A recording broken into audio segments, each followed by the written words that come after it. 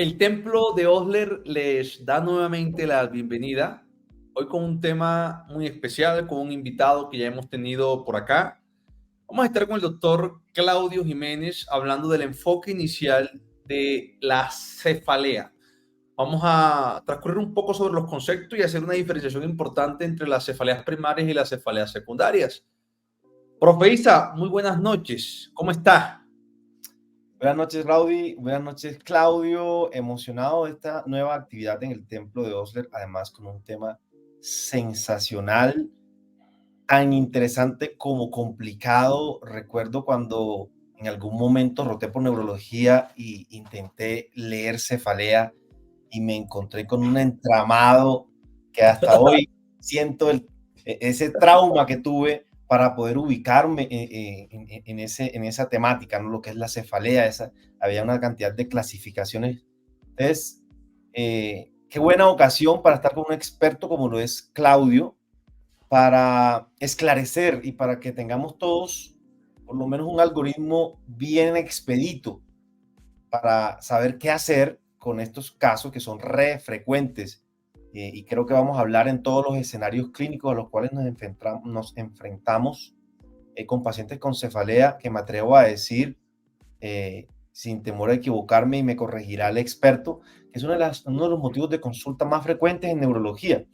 Entonces, vamos a hablar de cómo manejar esto en consulta externa, vamos a hablar en urgencias, y bueno, doctor Claudio, los micrófonos del Templo de Osler le pertenecen. Bienvenido. Ustedes se han preguntado si el templo de Osler fuera de hecho un templo, ¿cómo sería ese templo? ¿O qué tipo de tributo tendríamos que pagar al entrar al templo?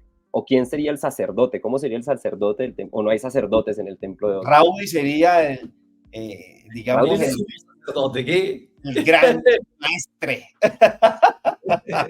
Raudy sería el que pasa con la bolsita pidiendo la plata del templo de Osler. Obvio, para darle un mantenimiento al templo. Exacto. Bueno, hoy estamos con el gran Claudio Jiménez, ya hemos estado con él. Claudio es neurólogo, es neurofisiólogo formado en Brasil, actualmente coordina un grupo de neurología en el Hospital Simón Bolívar, es docente de pregrado, docente de posgrado en neurología de múltiples facultades aquí en la ciudad de Bogotá. Y está en el proyecto de abrir una especialidad con una universidad también de neurología. Claudio, bienvenido nuevamente al Templo de Osler. ¿Cómo has estado? Bien, bien, muchas gracias. Estoy bien y la verdad siempre es muy fascinante encontrarme con ustedes para conversar. Les recuerdo que ya saben cómo soy, ¿no? Entonces, ustedes definirán cuánto tiempo y hasta dónde quieren que llevemos la conversación sobre cefalea. No te preocupes, que tenemos 40 minutos para hablar del tema, van a ser preguntas puntuales y seguramente si, como en algunas circunstancias, toca parar un poco para que nos respondas otra pregunta, lo vamos a hacer. Okay. Bueno, vamos a comenzar una vez con el tema. Profisat, le cedo la palabra. Bueno, vamos a empezar y abordemos esta situación desde el escenario tal vez en el cual debemos decidir más rápidamente, Claudio, y es el servicio de urgencias. Okay. Cuando nos estudiamos cefalea y llegamos a urgencias, siempre hablamos de tener muy en cuenta lo que son las banderas rojas o signos de alarma, ¿cierto? Seguramente ahora nos vas a hablar de eso. Pero recuerdo que alguna vez, mientras rotaba por neurología, algún profesor me dijo, vea, la tomografía solo sirve para definir, en el caso de los traumas, que no creo que no va a ser nuestro fuerte en este momento, pero además de eso, definir si hay un sangrado agudo y punto. Entonces, quisiera que nos hablaras un poco de cuando llega el paciente con cefalea a urgencias, ¿cuál debe ser nuestro algoritmo mental? ¿Cuál deben ser las cosas que no podemos dejar de pensar para diagnosticar y no se nos escape nada grave? Y en particular, cuando yo personalmente estoy en urgencias y me enfrento a un paciente con cefalea, pienso en dos cosas graves, ¿sí? Okay. Pienso en algo vascular y pienso en meningitis bacteriana. Ok. ¿Tú qué dices? Yo digo que no.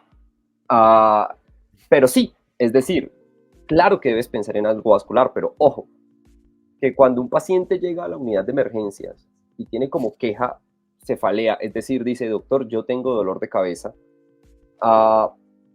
Si uno piensa que el problema puede ser vascular, entonces solemos tener el sesgo de que es vascular hemorrágico, pero no, un ACV isquémico puede producir cefalea. Y dos, un paciente puede tener cefalea y tener una neuroinfección, pero no necesariamente tiene que ser una meningitis bacteriana. Yo creo que es muy importante que conversemos de este tema, lo desgranemos bien, porque tener un algoritmo mental, y eso lo hemos hablado con Raudy en otras ocasiones, pasa por cómo aprendo a tomar una decisión adecuada con un paciente que tiene una queja. La queja puede ser cualquier cosa, en este caso, dolor de cabeza. ¿Cómo aprendo a tomar una decisión adecuada? ¿Cómo aprendo a preocuparme? ¿Cómo aprendo que en realidad tengo que hacer un esfuerzo extra? Es decir, de aquí a poco pedirle un examen. ¿Y cuál es el examen que debo pedir? Entonces, primero, ¿qué es cefalea? Cefalea, de manera estricta, es dolor de cabeza. Ojo, hay que decirlo, porque cefalea no es migraña, ¿verdad, Raudy? Todo el tiempo pensamos que un paciente que tiene cefalea, migraña. Es como, infelizmente, los pacientes hoy en día son fácilmente etiquetados con, lo vivo yo en mi experiencia como neurólogo, esquizofrenia. Es muy fácil hacer el diagnóstico de esquizofrenia, es muy fácil poner en la historia clínica a alguien trastorno afectivo bipolar, pero no es así de sencillo. Nuestra responsabilidad como médicos incluye explorar muy detenidamente el paciente. Entonces, ojo, cefalea no es migraña. Migraña es una enfermedad, es una de las enfermedades que se caracteriza por producir dolor de cabeza. Cefalea es de manera estricta dolor de cabeza. Entonces una persona llega a la unidad de emergencias y dice, doctor, yo tengo dolor de cabeza. Entonces lo primero que hay que hacer es esclarecer la semiología de ese dolor de cabeza. Y la semiología de todas las cosas, que también lo hemos hablado en otros escenarios, ¿cuál es la herramienta más poderosa y más barata y que si bien usada nos aproxima a muchos diagnósticos? La historia clínica. La historia clínica es económica, cuesta cero, y bien usada nos aproxima a diagnósticos. Entonces, la cefalea posee una semiología, Isaac y Raudy, y eso es algo que siempre pasamos, ¿sí? El paciente dice que tiene dolor de cabeza y de ahí pasamos a saber si le voy a hacer una tomografía o no. Entonces, ojo, el dolor de cabeza tiene una temporalidad. Es nuevo, es antiguo, o usted tenía un dolor antiguo y este es nuevo, es decir, es un dolor de cabeza que no se corresponde al patrón que usted tenía previamente de dolor de cabeza. Por tanto, es un nuevo tipo de dolor de cabeza. ¿Cuál es la intensidad? ¿Es leve? ¿Es moderado? ¿Es severo en intensidad? ¿Y en cuánto tiempo alcanzó esa intensidad? Porque una cosa es que yo llegue a la urgencia y le diga, mire doctor, en los últimos 15 días he estado teniendo dolor de cabeza. Y ese dolor de cabeza empezó a pasito, pero viene empeorando. Y otra cosa es que yo le diga, doctor, mire, yo hace 15 días tengo dolor de cabeza y desde que me arrancó es el peor dolor de cabeza de mi vida. No me lo aguanto.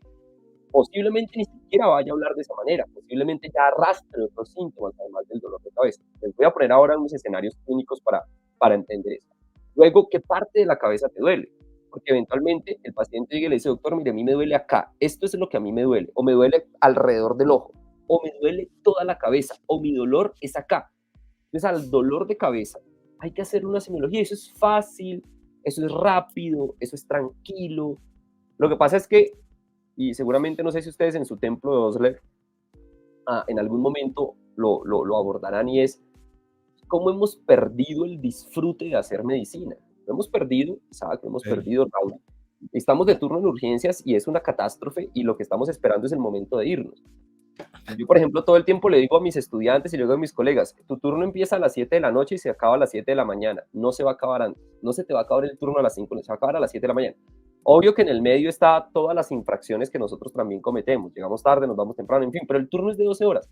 Y las horas van a pasar a la misma velocidad, 1 segundo por segundo. Es decir, no van a pasar a 3 segundos por segundo. Es decir, esas 12 horas de turno de urgencias es para que estés ahí concentrado, para que estés ahí, para que lo vivas intensamente y para que explores a los pacientes.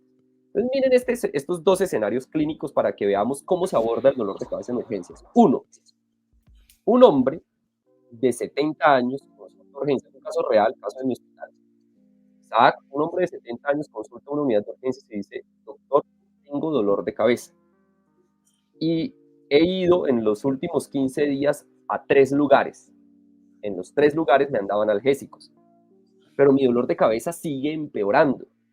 ¿Cuáles son las preguntas correctas? Ok, Antes tenía dolor de cabeza, no, nunca tuve dolor de cabeza, es nuevo, o sea, tiene 70 años y le empezó un dolor de cabeza, ya hay que preocuparse, ¿o no? Ok. ¿Sí? 2, el dolor sigue empeorando, ya hay que preocuparse. 3, es reconsultante, es decir, ya fui a otros lugares, me dan analgésicos, me mandan para la casa, el dolor vuelve y yo vuelvo y consulto urgencia. Hay que preocuparse mucho. Perdona que te interrumpa ahí, Claudio, y eso me parece importantísimo decir. Lo que tú mencionas es reconsultante. Yo recuerdo que cuando estudiaba medicina, un profesor me dijo, cuando un paciente del sexo masculino reconsulta, algo serio está pasando. ¿Qué opinas de eso?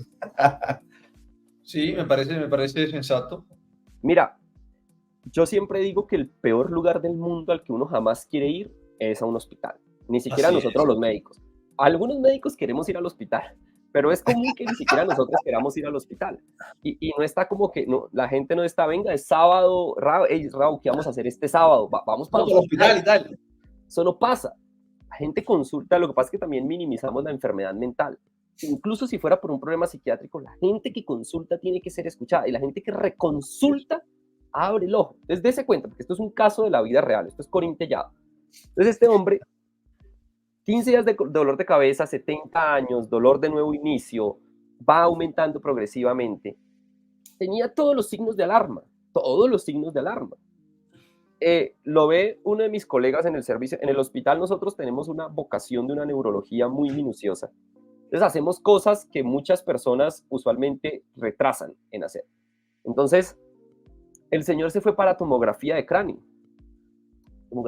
normal. ¿Cuál es el siguiente paso? Porque el paciente sigue con dolor de cabeza. ¿Te das cuenta? Entonces, si tú eres un médico general, o eres un endocrinólogo, o eres un internista, el siguiente paso es pregúntale a alguien que sepa, es llama a un amigo, no hay un neurólogo en el hospital, hey, ven con otro internista, o escucha al médico general. El siguiente paso es trabajar en equipo, porque le hiciste la tomografía de cráneo y es normal, pero el paciente sigue con dolor de cabeza y tiene 70 años. ¿Qué hubiéramos hecho? Alta con recomendaciones, no sé, después seguramente hablaremos algo de tratamiento de este tipo de enfermedades, pero ergotamina cada 8 horas por 3 meses, tramadol cada 12 horas, codeína y lo volvemos adicto a la codeína. Bueno, en nuestro hospital tomamos una decisión con ese paciente. Exámenes generales normales, pero ojo, ¿con qué frecuencia la hiponatremia va a dar dolor de cabeza? Y si da dolor de cabeza vienen otro montón de síntomas detrás de la hiponatremia, ¿no? Que seguramente son más claves que el dolor de cabeza. ¿Con qué frecuencia la hipocalcemia va a dar dolor de cabeza? Y seguramente vienen otra serie de síntomas detrás del dolor de cabeza. Entonces acá la otra clave importante es que cuando una persona tiene una queja cualquiera, por ejemplo, ustedes que son internistas, doctor, a mí me duele el pecho. Ok, esa es mi queja, yo tengo dolor de pecho, pero además de eso tengo disnea y viene empeorando y se me están hinchando los pies. Entonces, alrededor de una queja suelen haber otros síntomas por explorar. Este paciente tenía un otro síntoma importante y era que sentía que estaba viendo borroso, o sea, que en esos últimos 15 días, además de que el dolor de cabeza venía aumentando, él sentía que estaba viendo borroso, pero tiene una tomografía de cráneo normal, o sea, no tiene una lesión ocupante de espacio. ¿Tiene una vasculitis qué? ¿No? La decisión que tomamos con ese paciente fue hacer una punción lumbar. Raúl e Isaac. Ok. 2 horas después nos llamaron de laboratorio. Pero bueno, antes de eso, Claudio, es importante, pienso yo, mencionar, la persona que tomó la tomografía y para ir afinando cositas, ¿fue una tomografía simple o fue contrastada? Fue simple. Ah, bueno. ¿Y cuál recomendarías tú? ¿La tomamos simple o contrastada? Y cuando la solicitaríamos, ¿es pensando en qué? Porque la idea, y yo siempre le digo esto a mis estudiantes, usted no puede pedir un paraclínico o una imagen para ver qué se encuentra, es porque está usted pensando en algo y va a hacer algo. Entonces, quiero recalcar, y bueno, tú que eres el experto, me vas a corregir si estoy en lo cierto o no, que una tomografía simple, por supuesto, como lo vamos a charlar más adelante, no excluye que el paciente esté cursando con algo grave y debemos estar muy pendientes. Sí. Yo creo que vamos ahora a darle paso a una discusión sobre imágenes. Okay. Después de estos 2 casos con los que quiero contextualizarlo sobre cómo pensar el dolor de cabeza en urgencias. Pero hay una cosa que incluso recientemente estuve hablando y es, ojo, porque una tomografía de cráneo es un examen extremadamente útil si sabes interpretarlo. Ojo que este paciente tiene dos cosas importantes. Tiene un dolor de cabeza que viene en aumento, ¿sí? Y aparte de eso, está teniendo pérdida visual. ¿Qué esperas encontrarte? Una persona podría decirme, pero ¿por qué no le hicieron una resonancia de una vez a ese paciente? Exacto. Ajá. Y yo diría que está ok, que haber hecho la resonancia de entrada no tendría ningún problema. Ajá. Pero resulta que una tomografía en las manos de un grupo de expertos, por ejemplo, nosotros vemos 2000 tomografías por año. Y entonces tenemos una cierta habilidad para interpretar allí si hay señales de aumento de la presión intracraneal, si hay edema cerebral, si posiblemente haya una lesión ocupante de espacio, si haya lesiones de tipo infiltrativo, es decir, una tomografía de cráneo ya te orienta mucho. Y si es una tomografía de cráneo normal, 100% normal, te deja calmo. Decidimos hacer una punción lumbar en este paciente. Entonces, el colega nuestro va y hace la punción lumbar. Ojo, el paciente llegó ahora, consultó por esta queja, lo valora neurología, lo pasamos a la tomografía de cráneo. Recuerden que en mi hospital existe la neurología de urgencias, es decir, hay un neurólogo en la unidad de urgencias. Lo pasamos a la tomografía de cráneo y menos de 2 horas después ya estaba haciéndose la punción lumbar. Y menos de 2 horas después ya nos llamaron del laboratorio y nos dicen, doctor, el paciente tiene levaduras y blastoconidias en el líquido cefalorraquídeo. Ok. ¿Y cuál? ¿Criptococosis qué? Tenía criptococosis meningea. Ok. Y, ojo, tenía dolor de cabeza, pero no tenía meningitis bacteriana. Tenía una meningitis de origen micótico en un paciente inmunocompetente. No es la primera que vemos.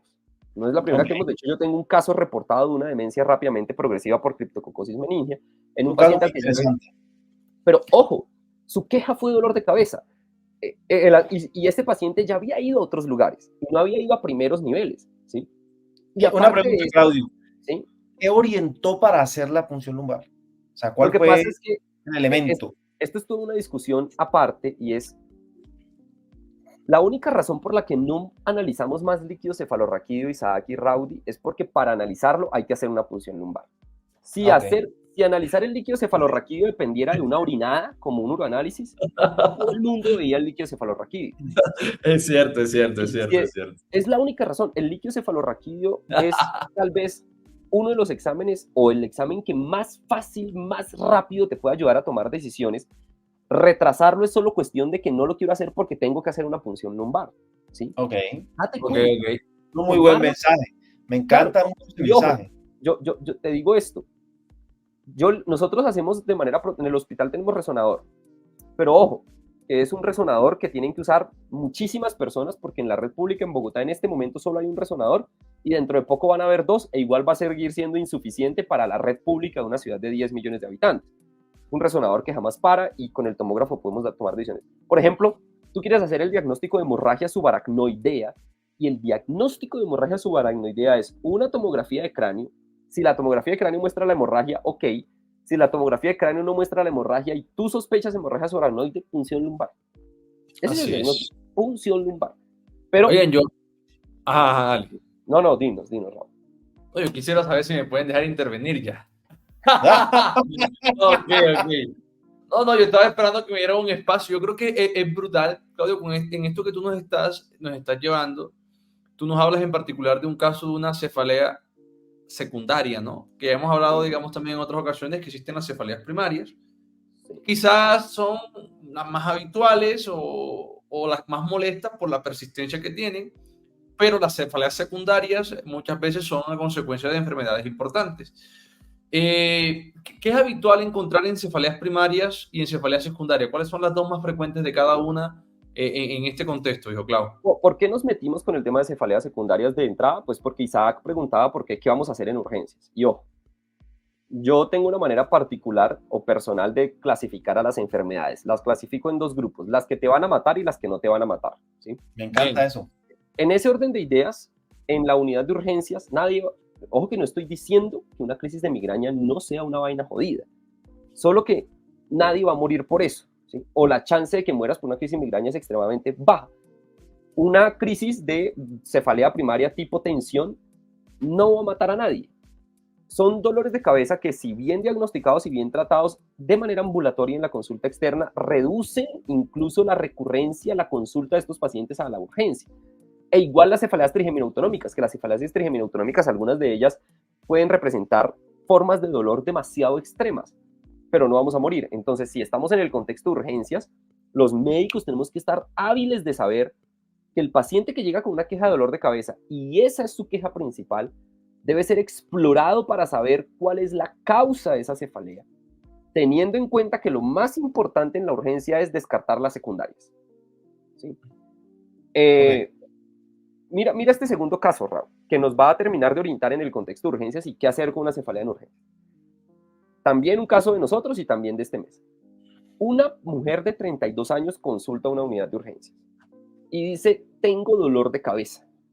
Tengo un dolor de cabeza súbito, me arrancó de la nada. El que vimos ahora eran 15 días. Esta es una mujer de 32 años y dice: hagamos una cosa, Claudia, hagamos una cosa. Hagámoslo como interactivo. Tú planteas el caso y Raudy menciona lo que él pensaría y yo te digo lo que yo pensaría y ahí lo vamos. Okay, les voy a decir la primera parte. Eso, 32 años, mujer. Dolor de cabeza de inicio súbito. El dolor es occipital y se propaga en el mismo lado del cráneo hacia adelante. A ver, empezó acá, occipital o cérvico-occipital y se propaga hacia adelante. Muy intenso, inicio súbito. Consulta urgencias si están ustedes dos de turno y ahí van a discutir. Hey, me llegó una pelada que tiene 32 años y tiene este dolor de cabeza. ¿Qué harían? ¿Qué pensarían con esa queja? ¿Qué opinas, Raudy? Dale, es tú, maestro, es tú. Pues hombre, yo joven, ¿cierto? 32 años. De repente, como internista diría, es probable que pueda tener algo trombótico, autoinmune, sí. Y empezaría por pedirle, bueno, como tú lo has señalado, la tomografía es una muy buena imagen de entrada en manos de un experto, digamos que para hacer la pequeña cuña de lo anteriormente dialogado. Pudiera empezar con eso y tal vez, como lo has descrito, que de atrás hacia arriba le haría un Doppler de vasos de cuello. Ok. Fíjate que tal vez, y Raúl, ¿tú qué opinas? ¿Tú qué tienes para decir? Dale, haz tu comentario, que yo quiero pedir otros datos, pero haz tu comentario. En realidad la primera cosa es que además de que tiene dolor de cabeza, ¿qué otra cosa tiene? ¿Sí? Exacto. Ok, tiene dolor de cabeza y además de eso, con el dolor de cabeza se desencadenó náusea y vómito. Upa. Ok. ¿Sí? Entonces tiene dolor de cabeza. Podríamos decir que es hemicráneo de predominio cervico-occipital derecho, súbito, gran intensidad, náusea y vómito. Pues ya yo con eso pensaría en hipertensión endocraneana. Okay, podría pensar incluso en una migraña, ¿sabes? ¿Le ha dado antes ese dolor de cabeza? Ok, eso, lo que tú dices, Raúl, es muy importante. Hipertensión intracraneana con dificultad va a desencadenar una cefalea de instauración súbita, pero todo paciente que tiene migraña, para hacer el diagnóstico de migraña, sin aura se necesitan 5 crisis. Con aura se necesitan 2 crisis, pero ojo, siempre hay una primera crisis, ¿no? Es decir, ¿podría ser la primera crisis de una persona con migraña? Podría ser. Ojo, es mujer y es joven. De cada 5 personas con migraña, 4 son mujeres. Podría ser la primera crisis de una persona con migraña, tiene náusea y vómito que arrancan junto con el dolor que es de predominio hemicráneo. Y uno podría decir es la primera crisis. El problema es que como no ha tenido crisis antes, podría ser migraña, pero si quieres cumplir criterios, necesitas 5. Es la primera. Entonces, y esa era su primera crisis. Y esa era su primera crisis. Por tanto, por ahora podría ser, pero no podemos decir qué es. Uno podría decir es una posible o una probable migraña, pero definitivamente no es. Entonces, vuelvo a lo mismo. Mujer joven, cefalea de inicio súbito, hemicránea derecha, de predominio occipito cervical, con náusea y vómito asociado. Bueno, ¿tomaba anticonceptivos? No tomaba anticonceptivos orales. Ok. El profe enseguida está pensando en una trombosis del seno venoso y tal. Bien. ¿Le dio COVID? No sé, pregunto. Nosotros en nuestro grupo, yo creo que se lo hace hoy en día, pero siempre rastreamos 6 meses de COVID y qué vacunas tiene. No ha tenido COVID en los últimos 6 meses y tiene 3 dosis de vacunas. Ok. ¿Algo más? Ajá. ¿Qué haríamos con ella, Raúl? ¿Qué decisión tomarías en este momento? En este momento pensarías, le voy a hacer una tomografía de cráneo, les voy a decir el resto del examen físico. Okay. Es muy importante. El resto del examen físico en ese momento es normal. En ese momento es normal. Y la paciente consultó urgencias. La pusimos a caminar, hablamos con ella, todo era ok. ¿Qué haríamos con esa paciente? Tiene 32 años, joven, muy joven. 32, es muy joven. Una primera, les voy a dar opciones, la que más me gusta siempre, alta con recomendaciones. 2, interconsulta al psiquiatra. O 3, analgesia y observación, vigilancia en urgencias. Ay, yo lo observo.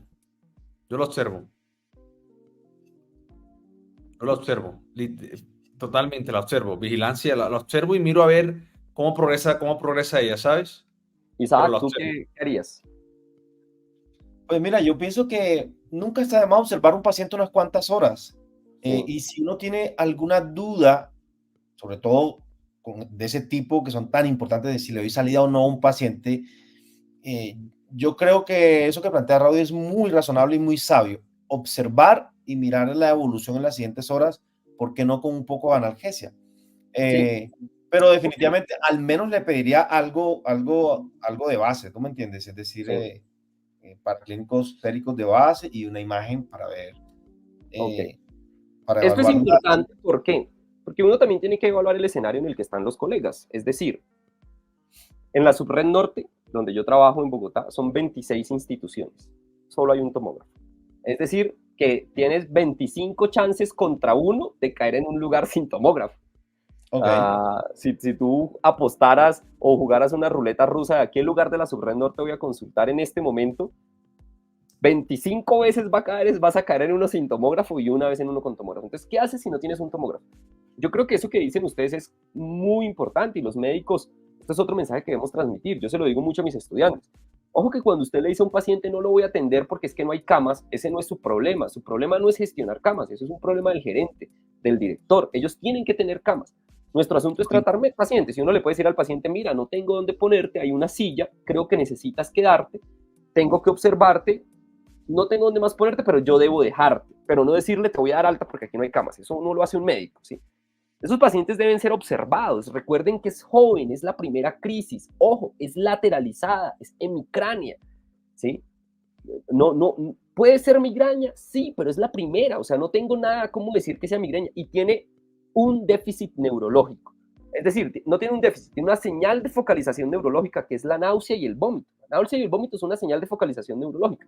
Recuerden que la náusea y el vómito surgen o son regulados por el tronco encefálico. De hecho, hay un síndrome que se llama el síndrome de área postrema, que es una lesión, hay una región en el tronco encefálico que se llama el área postrema. Y cuando hay lesiones en el área postrema, el síntoma es vómito e hipo. Sobre todo los pacientes empiezan a hipo persistente que no mejora y eso ya es una señal de una lesión en el tronco encefálico. Bueno, esta paciente, su primera consulta no fue en el Simón Bolívar. Consultó, digamos, esta noche a un lugar y nuestro colega le dio alta, le dio analgésicos y le dio alta. A la mañana siguiente llega al Simón 12 horas después de que iniciaron los síntomas y tiene lateralización de la marcha, hemianopsia. Ya está focalizada. Ya está definitivamente focalizada. Entonces llega a la urgencia y dice, mire, ayer le empezó un dolor de cabeza, empezó a tener náusea y vómito, fuimos, consultamos, le dieron algo para el dolor, le dieron alta, nos fuimos para la casa y esta mañana cuando se levantó no puede caminar, se va para un lado y dice que no ve muy bien de un lado. Entra a la unidad de emergencias, la pasamos a la tomografía y ¿con qué nos encontramos? Con un infarto de arteria cerebral posterior bien instaurado. Wow.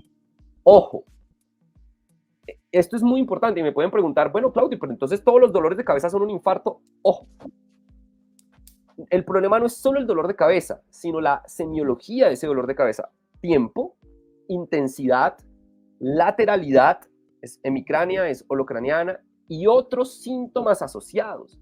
Y siempre nos quedamos cortos en esos otros síntomas asociados. Entonces esta paciente no solo debuta con dolor hemicráneo, sino que tiene náusea y vómito. Obsérvala, llama al amigo, pregúntale al otro. Entonces los ACVs isquémicos, especialmente de territorio posterior, Territorio posterior incluyen cerebelo, tronco encefálico, mesencéfalo y áreas occipitales y parietales posteriores, debutan con dolor de cabeza. Y ojo, sí, nosotros vemos tanto esto que hemos tenido charlas, nosotros hacemos los jueves la actividad académica para revisar dolor de cabeza en el ACV. Entonces, en las unidades de urgencias, los médicos tenemos un montón de mnemotecnias. Hay una con la que Raúl y yo todo el tiempo hacemos chiste, que es SNOOP 500.000, que es, originalmente era SNOOP 5, luego SNOOP 10, luego SNOOP 16, y al SNOOP cada vez le van a sumar cosas. Y al final nosotros somos clínicos. Y ser clínico no es tan difícil. Si un paciente llega a la unidad de urgencias, tú desarrollas la habilidad, el feeling, y es el caso de saber si la cosa pinta mal o no. Entonces, si el dolor de cabeza es de nuevo inicio y de intensidad moderada o severa, échale ojo. Si el dolor de cabeza es de instauración súbita, échale ojo. Si el dolor de cabeza no necesariamente es de instauración súbita, pero es de inicio reciente y viene empeorando progresivamente, échale ojo. Si al dolor de cabeza se le asocian otros síntomas, sobre todo neurológicos, como pérdida visual, sea de un hemicampo o sea visión borrosa global. Si al dolor de cabeza se le asocian otros síntomas neurológicos como náusea y emesis, dificultad para la marcha, lateralización para la marcha, dismetría, cualquier cosa de estas, abre el ojo. Si al dolor de cabeza se le asocia fiebre, abre el ojo. Si al dolor de cabeza se le asocia hipotensión. O sea, solamente hay que tener un poco de sensatez y lógica, ¿no? De sensatez clínica, ¿no? Clínica, o sea, les voy a decir esto. Hoy vi un pelado de 20 años antes de venirme para la casa. Me dicen, no, Claudio, lo trajeron como un secundario. Secundario, llegó a una clínica, convulsionó y lo montaron en una ambulancia y se lo trajeron para el Simón. Bueno, ¿y por qué llegó allá a la clínica? Porque tenía mucho dolor de cabeza, pero empezó a convulsionar. Ok, ojo que es un paciente de 20 años inmunosuprimido. Okay. Y el paciente viene intubado. Se convulsionó, lo impregnaron con algo y lo intubaron. A pesar de que estaba intubado y tenía midazolam, le fui a mover la cabeza y la cabeza era una tabla. Tenía rigidez nucal. Antes de empezar la charla con ustedes, me metí al sistema para revisar el líquido cefalorraquídeo, pues tiene una meningitis. Sí. Entonces, no es solo que él haya tenido dolor de cabeza, sino que él hace un otro síntoma asociado, en este caso grosero, que es una crisis convulsiva, pero tenía rigidez de nuca. Esa rigidez de nuca no le apareció hoy. Ese pelado llegó allá con rigidez de nuca, allá donde convulsionó llegó con esto. Entonces, el problema del dolor de cabeza es que uno minimizamos el dolor de cabeza como una queja clínica. Es una queja importante, sobre todo en la unidad de urgencias, y nos equivocamos de manera permanente en la semiología del dolor de cabeza, que incluye esa semiología específica de cómo se comporta el dolor, más los síntomas asociados al dolor. Pero ven, Isaac y Raúl, todos sabemos que el examen neurológico es ¿cuál? El examen neurológico estándar de todos los pacientes es Glasgow 15-15, alerta orientado en las 3 esferas, no debilidad aparente, ¿sí? Ya. No déficit motor disensitivo, pupilas isocóricas isorreactivas a la luz. Y no es eso, yo creo que, y esto ojalá, con esta actividad que ustedes hacen, esto hay que darle mucho valor, y es, ¿por qué no nos seguimos disfrutando el turno? ¿Por qué no nos seguimos disfrutando la búsqueda del diagnóstico? ¿Por qué no nos seguimos disfrutando la exploración del paciente? Así es.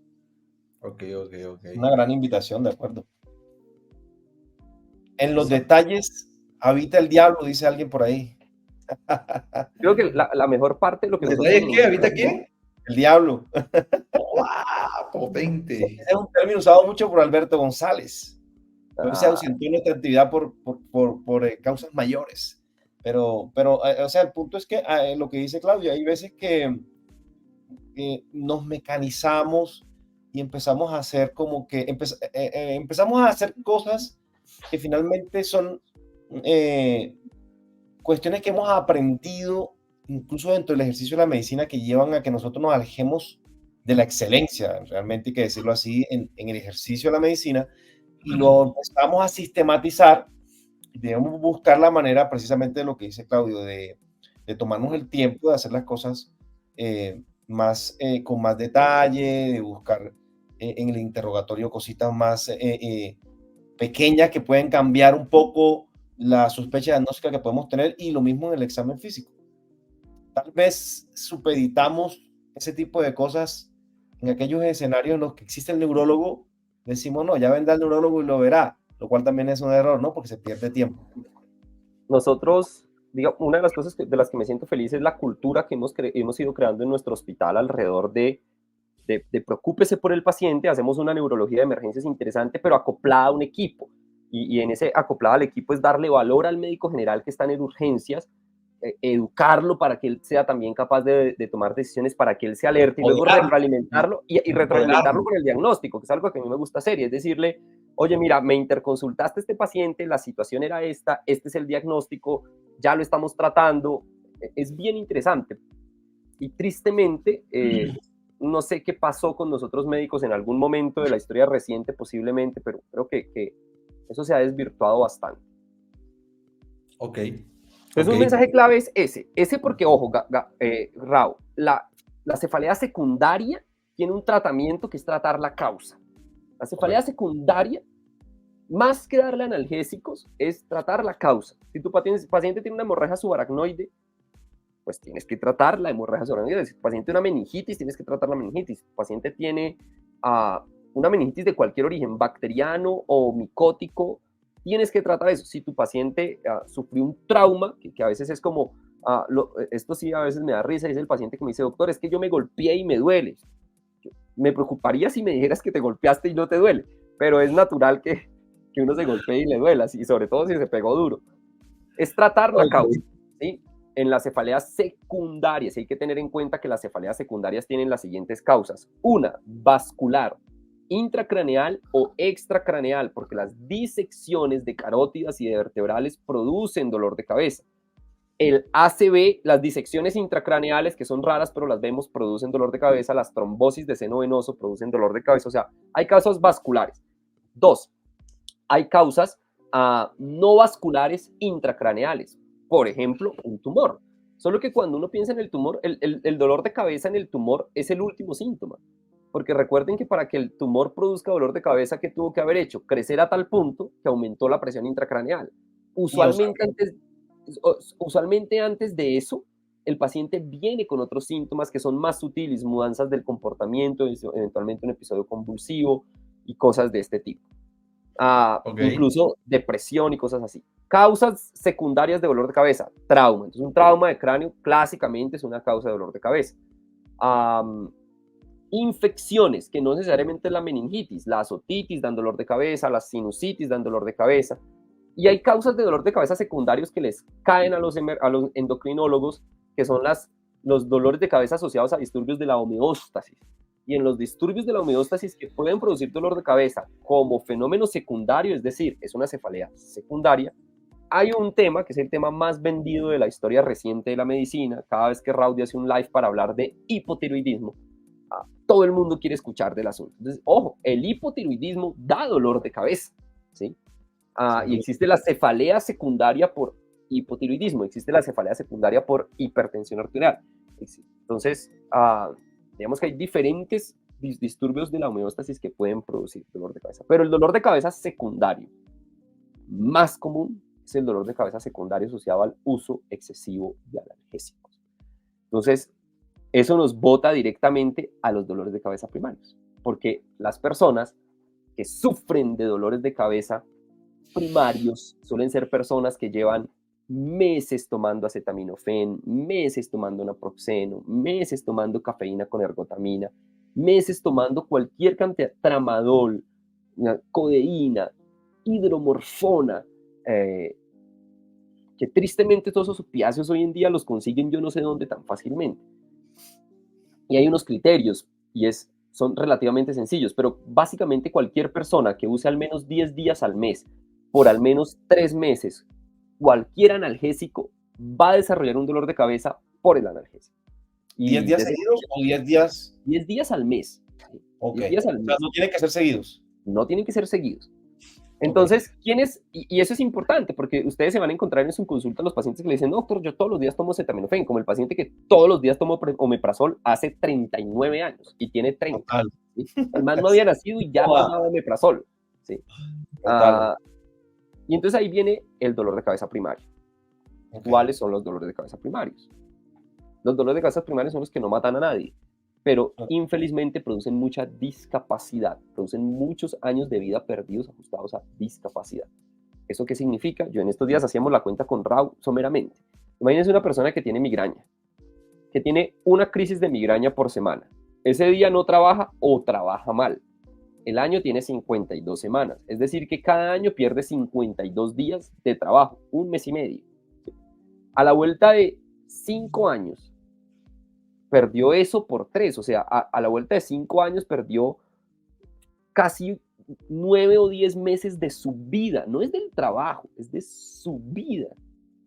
9 meses de su vida perdidos teniendo dolor de cabeza, en los que además no fue productivo porque no trabajó, en los que además sufrió porque tuvo dolor. Pero ojo, el paciente con migraña no tiene migraña por 5 años. Suelen ser enfermedades crónicas que arrastran por 10, 15, 20 años. Entonces, no, las cefaleas primarias son las que no van a matar a nadie, pero las que van a producir mucha discapacidad y mucha comorbilidad. ¿Cuáles son? La más famosa, la migraña, la hipotensional y las trigémino-autonómicas. Hay otras menos frecuentes, pero básicamente esas son las 3 grandes. Ok. Ok. Yo creo que con esto que dice Claudio, que me pareció bien interesante para ir cerrando, yo creo que a este evento le vamos a poner cefaleas, casos clínicos, más que una profundización, porque bueno, nos ha llevado a un territorio que, por supuesto, desde la vista de un neurólogo es mucho más sencillo verlos, aunque nosotros deberíamos de familiarizarnos, así como le damos importancia al infarto, como le damos importancia a otras patologías que de alguna otra manera la revierten. Sería importante darle, relevancia a la cefalea. Clau, en este sentido, ya con todo lo que tú has estado diciendo, digamos que la base fundamental para el diagnóstico de todas las patologías, pero especialmente en neurología, es el examen físico. Es la anamnesis y el examen físico. Si yo una estoy buena anamnesis y un buen si yo examen. estoy sufriendo una cefalea primaria, o el paciente ya tiene el diagnóstico de cefalea primaria, ya sea trigémino autonómica, tensional o migraña, ¿en qué contexto a ese paciente yo le debo pedir estudios o imágenes? ¿Cuando me cambie el dolor, quizás? Si hay una mudanza del patrón del dolor, siempre. Si hay una mudanza del patrón del dolor, siempre. Pero, si no es frecuente, pero eventualmente un paciente puede tener unas características un poco atípicas del dolor. O cuando tú te encuentras con un paciente que tiene migraña, ¿sí? Pero, por ejemplo, los síntomas del aura se prolongan. Recuerda que los síntomas del aura son de 1 hora de duración máximo y siempre empiezan antes o junto con el dolor de cabeza. Pero eventualmente el paciente hace la crisis del dolor y el aura continuó, siguió derecho. Entonces, cuando los síntomas del aura se prolongan, siempre hay que hacer una imagen porque lo que puede haber detrás de eso es un infarto, una ACV. Ok. Si el paciente tiene bien hecho el diagnóstico de una cefalea primaria, el problema es que en la migraña, en la hipotensión y en las trigémino-autonómicas, las imágenes convencionales, tomografía y resonancia son 4000% normales. Pero date cuenta que esta paciente que comentamos como caso clínico, ella tranquilamente podría haber sido migraña, tranquilamente, pero era la primera crisis. Entonces, a pesar de que un paciente tenga clínica de una cefalea primaria, por ejemplo, de migraña, dolor hemicraniano, con náusea y vómito, con náusea o vómito, fono y fotofobia, moderada o grave intensidad, pero es la primera crisis, siempre hágale una imagen. ¿Sí? Ok. ¿Por qué? O sea, así tenga la completa certeza de que estoy frente a una migraña, primera crisis, Primera imagen. crisis, hágala, porque para que tú digas que es una migraña con aura necesitas 2 crisis, y para que tú digas que es una migraña sin aura necesitas 5 crisis.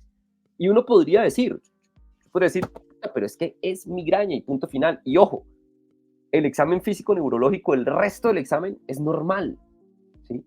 Y ojo, la observé, la dejé aquí, la estuve observando, el dolor se pasó y ella está bien. O tú podrías decir, esa herramienta clínica es mega poderosa. Si fuera una paciente mía, eventualmente yo le podría decir, hey, no necesitas una tomografía de cráneo. ¿Para qué? El dolor se te pasó y el examen físico neurológico es normal. Una cosa bella del examen físico neurológico es que es extremadamente localizador. Extremadamente. O sea, es que si tú tienes un síntoma deficitario o lo que sea, tú sabes que allá arriba hay un problema. Claro. Pero si no tienes nada, no hay problema. O no los vas a documentar en una tomografía o una resonancia. Entonces, en la primera crisis de dolor de cabeza de una persona, siempre hacerlo. Si el dolor de cabeza es de alta intensidad y sobre todo en estallido, siempre hacer imagen. Pero en los pacientes con cefalea primaria, con el diagnóstico hecho, no, excepto si hay mudanzas o síntomas nuevos que no eran usuales en el dolor de cabeza que tenía. Ok. Y eso el paciente lo dice, oyeron. El paciente se los dice. Doctor, yo tengo migraña, pero este dolor es otro. ¿Sí? No es el dolor que me daba. Ok. Bueno, profe, no sé qué quiere decir usted para finalizar respecto a esta jornada de casos clínicos con el doctor Claudio Alejandro Jiménez. Excelente jornada. Una pregunta rápida, así como para Claudio. Claudio, ¿qué analgésicos usarías tú en esas cefaleas primarias cuando lleguen a urgencias? Cuando llegan ¿Qué a urgencias, recomiendas usar? ok, en cefaleas secundarias cualquier analgésico convencional, porque vamos a tratar la causa y tú le puedes dar dipirona, tú le puedes dar acetaminofén. Yo soy un no usador de opiáceos y en mi grupo nosotros no usamos opiáceos. Si tú tratas bien la causa del dolor, el dolor va a mejorar y el paciente suele responder a cosas como dipirona y acetaminofén, diclofenac, este tipo de cosas. En las cefaleas primarias, en migraña de manera especial, los mejores medicamentos son los triptanes. Es decir, que si tienes un triptán a la mano, sumatriptán, naratriptán o alguno de estos, usarlo, porque son muy eficientes. Pero ojo, recuerden que migraña es más que dolor de cabeza, ¿no?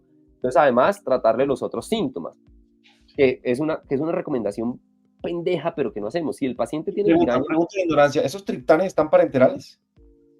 Esos, Sí, claro. Sí hay. En el mercado colombiano es difícil de encontrar. Sobre todo, digamos que en los hospitales, tristemente, la red pública, eso difícil de encontrar, pero existen.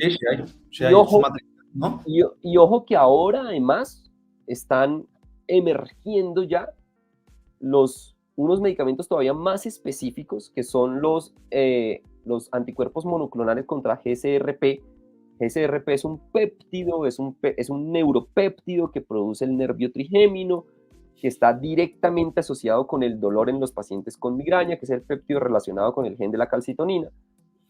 Hay anticuerpos monoclonales contra GCRP que se le ponen a los pacientes con migraña, pero ahora están surgiendo los anticuerpos, los anti-GCRP para uso en crisis.